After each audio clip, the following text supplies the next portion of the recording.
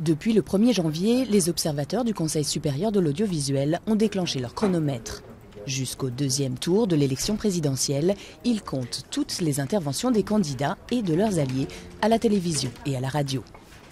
On a arrêté le temps du journaliste à 20h13 et 47 secondes, puisqu'il a fini de parler à ce moment-là. Donc là, ça enchaîne tout de suite avec l'intervention de François Hollande.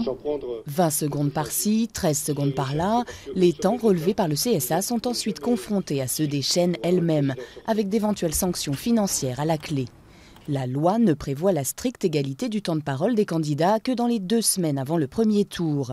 Mais le Conseil constitutionnel, lui, a pris quelques libertés avec le texte officiel. Le Conseil constitutionnel a considéré qu'à partir du jour où il publierait la liste des candidats qui ont obtenu les 500 signatures, donc en réalité bien avant le 9 avril, il est en capacité de le faire dès le 20 mars, il a considéré qu'à compter de cette date, il fallait que tous les candidats soient traités à égalité pour ce qui concerne les temps de parole. Résultat, ce n'est plus 2 mais 5 semaines durant lesquelles les chaînes télé et radio sont forcées de donner le même temps de parole à la seconde près à tous les candidats, qu'ils soient présidents ou qu'ils plafonnent à 3% d'intention de vote. Dans les rédactions, on dénonce un système antidémocratique hérité du temps de l'ORTF, où les candidats se comptaient sur les doigts d'une main. Aujourd'hui, pour éviter d'être hors la loi, certains médias ont trouvé la solution. Plus de débats politiques à l'antenne, un comble en période électorale.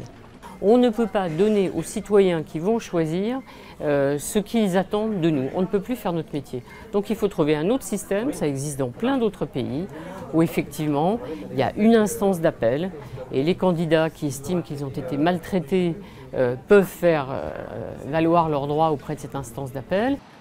Plusieurs radios et chaînes de télévision viennent d'interpeller le Conseil constitutionnel pour lui demander d'assouplir la règle. Leur lettre est pour l'instant restée sans réponse.